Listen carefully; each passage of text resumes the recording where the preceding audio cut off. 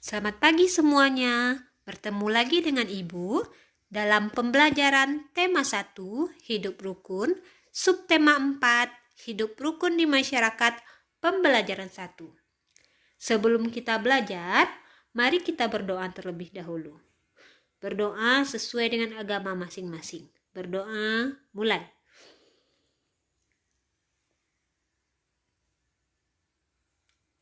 Berdoa, selesai. Nah, sekarang tujuan pembelajaran kita yaitu yang pertama, dengan membaca teks, siswa dapat merinci ungkapan yang terdapat dalam teks cerita atau lagu yang menggambarkan sikap hidup rukun. Yang kedua, dengan membaca teks, siswa dapat melatih ungkapan dalam cerita atau lagu anak-anak dengan bahasa yang santun.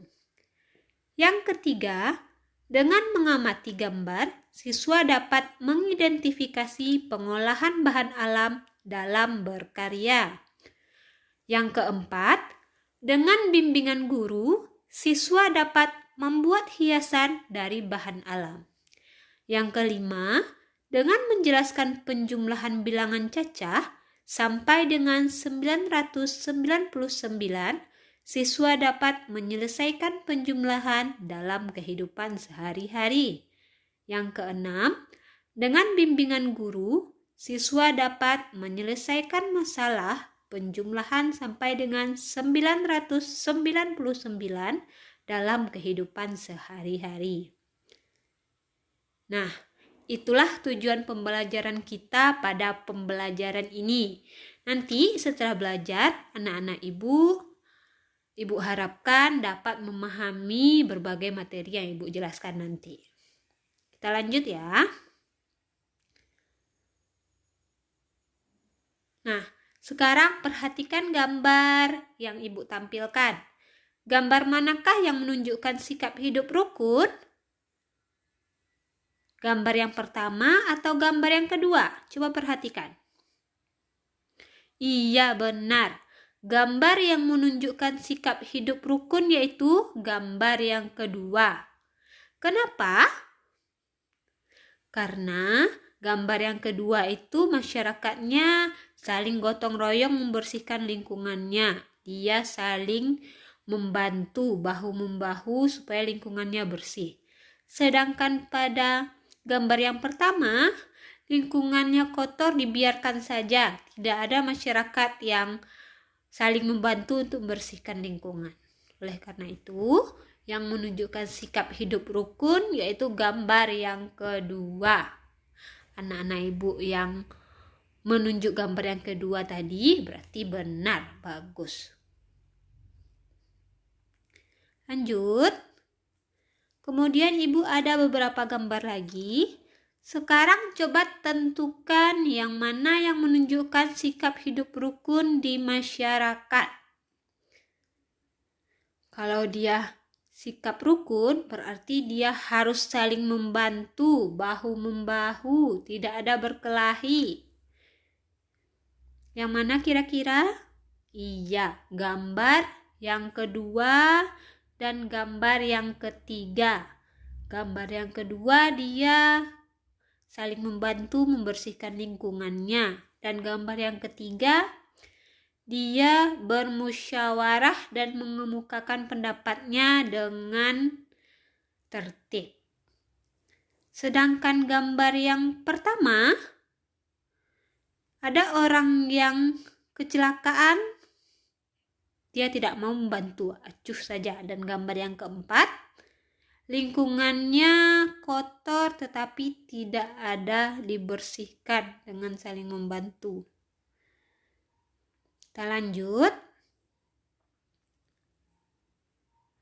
Selanjutnya kita belajar tentang kalimat penolakan. Anak-anak Ibu masih ingat apa itu kalimat penolakan? Iya, kalimat penolakan adalah perkataan yang kamu gunakan ketika kamu tidak setuju atau mau menolak pendapat atau ajakan orang lain. Kalimat penolakan ditandai dengan kata tidak dan maaf. Kalimat penolakan harus diucapkan dengan kata yang santun. Nah, Walaupun kita menolak ajakan teman atau misalnya adik untuk bermain, kita harus tetap santun ya. Contohnya, maaf Beni, aku tidak bisa ikut. Yang kedua, tidak Bu, terima kasih, aku masih kenyang. Apakah itu santun? Iya, itu adalah contoh kalimat penolakan dengan kata tidak dan maaf. Jadi, itu kalimat penolakannya diucapkan secara santun. Lanjut. Kemudian, Ibu ada teks, silahkan dibaca. Bacalah teks berikut, kemudian tentukan kalimat penolakan yang ada pada teks. Membuang sampah di tempat sampah. Udin selalu menjaga kebersihan. Sampah-sampah yang berserakan dibuang di tempat sampah. Sebaliknya, Badu tidak menjaga kebersihan rumah. Badu membuang sampah ke dalam got. Buang saja sampahmu ke dalam got dekat rumah, ajak Badu kepada Udin. Tidak mau nanti air got menjadi tergenang dan bau, jawab Udin. Badu menyadari bahwa perbuatannya tidak baik. Ia meminta maaf kepada Udin. Dan Badu juga berterima kasih kepada Udin karena sudah mengingatkan agar tidak membuang sampah sembarangan. Nah, dari cerita si Badu dan si Udin tentang membuang sampah di tempat sampah tadi, yang mana yang termasuk kalimat penolakan? Sekarang coba garis bawahi. Nah, benar. Kalimat penolakan dalam teks tersebut yaitu tidak mau nanti air got menjadi tergenang dan bau. Itu jawab si Udin. Lanjut. Nah, tadi kita sudah belajar tentang berbagai contoh kalimat penolakan. Dan bagaimana cara membuat kalimat penolakan itu sudah belajar. Sekarang, anak-anak Ibu coba buat 3 contoh kalimat penolakan di buku tulisnya. Buat dengan tulisan yang rapi sebagai latihan apakah anak-anak Ibu mengerti tentang materi kalimat penolakan tadi atau belum.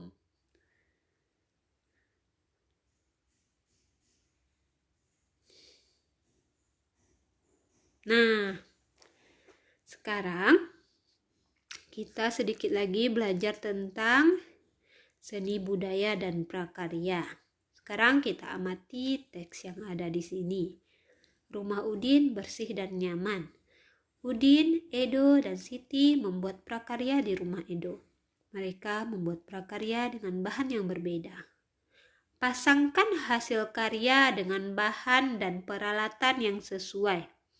Nah, di sini ada 3 gambar bahan dan 3 gambar hasil karya. Kita disuruh memasangkan yang mana bahannya dan yang mana hasil karyanya. Sekarang, coba anak-anak Ibu, yang mana yang cocok kira-kira? Amati ya, pasti anak-anak Ibu bisa.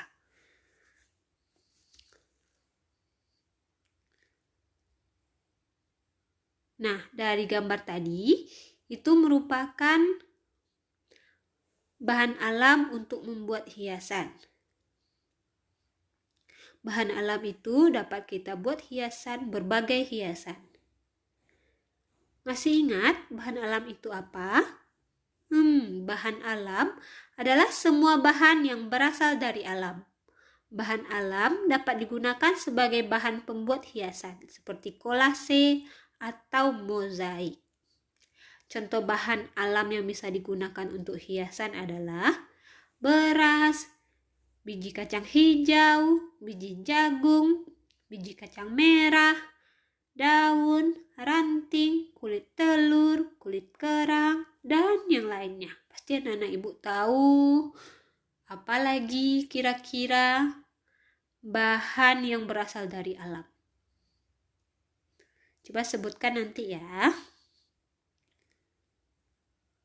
Sekarang kita masuk kepada percakapan si Udin, Edo, dan Badu.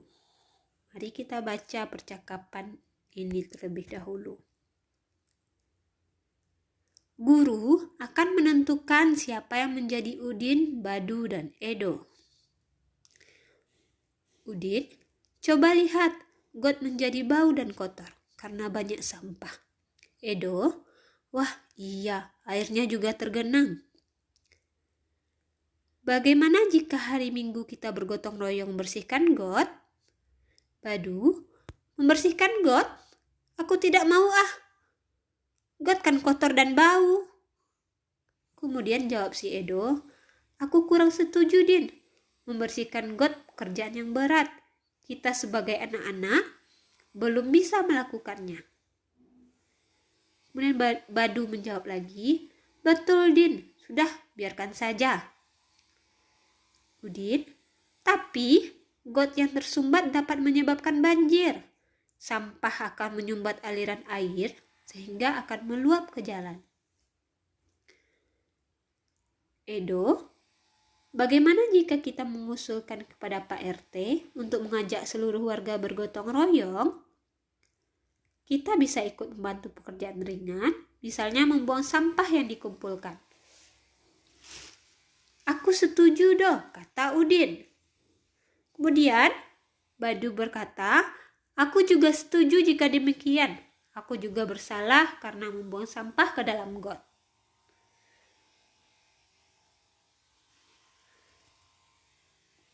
Nah, tadi teks ini bercerita tentang apa? Iya, si Edo dan Udin serta Badu, dia mempunyai ide untuk membersihkan got. Tapi Badu dan Edo kurang sependapat karena pekerjaan itu berat bagi dia. Nah, timbullah